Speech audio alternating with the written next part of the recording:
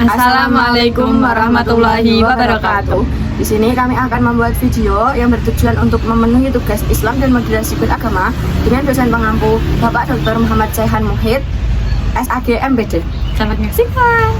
Hai, perkenalkan nama aku Rona Zakia Usman dengan NIM 24030160126.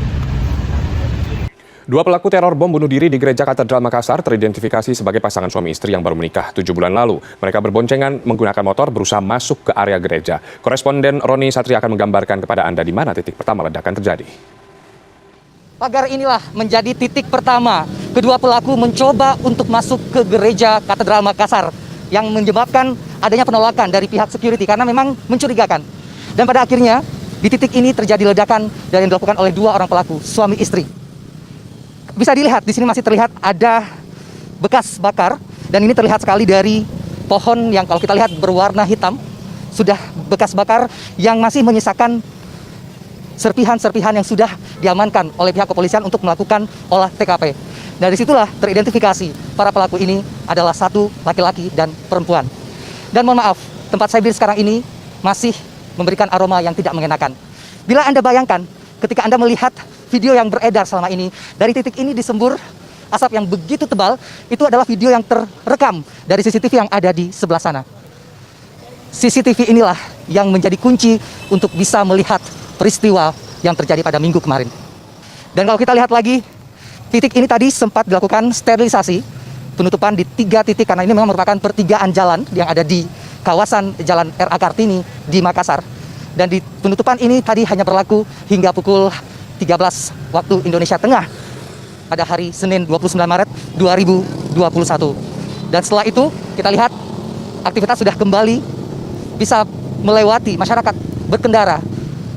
Sterilisasi tidak lagi dilakukan karena olah TKP sudah selesai. Berikutnya kepolisian akan melakukan upaya pencarian siapa saja yang terlibat dalam aksi teror bom bunuh diri yang terjadi di Gereja Katedral Makassar. Roni Satria, Sidki Irfan, Makassar, Sulawesi Selatan. Coba dong jelasin kejadiannya secara singkat. Aksi bom bunuh diri di depan katedral di Makassar pada tanggal 20 Maret 2021 ini merupakan aksi bom bunuh diri yang dilakukan oleh 2 orang yang terafiliasi dengan kelompok teroris Jamaah Ansarud Daulah. Ledakan terjadi pada saat ibadah minggu telah selesai dilakukan. Beruntung banyak jamaah selamat karena pelaku sudah masuk oleh petugas keamanan. Namun luka fisik dan trauma psikologis tetap tertinggal pada para jamaah. Menurutmu radikalisme itu apa sih? Radikalisme adalah paham yang ingin mengubah tatanan sosial secara total dengan cara-cara ekstrim, bahkan dengan cara-cara kekerasan sekalipun. Ciri-cirinya antara lain seperti intoleransi, fanatisme sempit, mengkafirkan orang lain, dan merasa dirinya paling benar. Paham ini sangat bertentangan dengan nilai Islam rahmatan lil alamin dan semangat Bhinneka Tunggal Ika. Adapun faktor-faktornya seperti ketimpangan sosial, minimnya pendidikan agama yang moderat, rasa terasing dalam masyarakat, dan pengaruh media sosial yang menyebarkan doktrin kebencian. Lalu menurutmu apa solusinya? Kuncinya adalah moderasi beragama. Moderasi bukan berarti mencairkan ajaran agama, tetapi menjalani agama dengan seimbang, toleran, dan tidak memaksakan kehendak pada siapapun.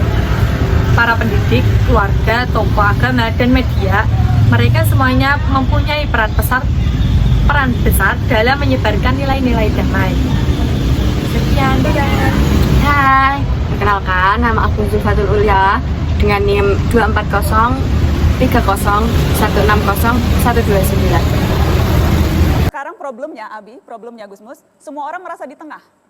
Yang di kanan merasa moderat, yang di kiri juga merasa moderat. Sesungguhnya yang moderat yang di tengah itu siapa dan yang bagaimana? Ngukur seberapa dalam air kali. Jangan pakai tubuh. Karena kalau pakai tubuh kita, kalau kita jangkung, kita akan mengatakan ini dangkal sekali. Kalau kita cebol, kita akan mengatakan ini dalam sekali. Jadi pakai apa? Pakai ukuran 80 cm, sudah selesai, tidak ada pertentangan. Kita sekarang itu mengukur sesuatu dengan diri sendiri, tidak pakai ukuran. Katanya Quran yang dijadikan ukuran, tapi tidak mau perbedaan. Kalau melihat Quran, melihat pemimpin Islam, Kanjeng Rasul Shallallahu Alaihi Wasallam. Moderat itulah Islam itu. Jadi bukan Islam moderat. Islam itu memang moderat. Jangan Islam moderat lalu Islam apa lagi? Bukan, Islam itu Islam moderat tuh yang itu. moderat. Islam itu yang moderat. Cuma satu. Kalau tidak moderat tidak Islam, gitu aja sudah. Kalau tidak moderat tidak Islam. Iya, Islam itu moderat. kita umatan wasata. Orang Islam itu umatan wasata. Lihat saja, ada semua yang ekstrim-ekstrim, yang berlebihan itu dilarang di Quran. Wala tusrifu, makan dilarang. Wala ta'tadu, hulu tidak boleh, segala macam. Anjing Nabi mengatakan khairul umur ausatuha, semua serba tengah. Kalau kita itu di tengah-tengah, kita hidup itu jadi enak. Kita ini mempunyai yang namanya atifah. Apa bahasa Indonesianya atifah? Perasaan. Jadi atifah itu sendiri sebetulnya mempunyai karakter yang bergerak begini. Kalau kita berlebihan, maka kita akan condong ke sini. Kalau kita senang, kalau terlalu benci kita akan condong ke sini. Sedangkan adil itu di sini, tegak, jejak. Sampai ada dawuhnya Allah di belakang, wala yajrimannakum sana'an qaumin ala alla ta'dil. I'dilu. Jangan sekali-kali kebencianmu kepada suatu kaum membuatmu tidak adil. Kebanyakan mufasir, termasuk mungkin mufasir yang di samping saya ini, kaum di situ diartikan kaum orang kafir. Kalau orang kafir saja, kalau kita benci, kita tidak boleh tidak adil. Apalagi kalau kita sesama mukmin, sesama orang Islam. Kebencian kita tidak boleh menjadikan kita tidak adil. Kalau orang berlebih-lebihan tidak bisa tengah-tengah, saya bisa pastikan dia tidak akan bisa adil dan tidak bisa istiqomah yang dianjurkan oleh Islam itu sendiri. Masya Allah. Terima kasih Gus.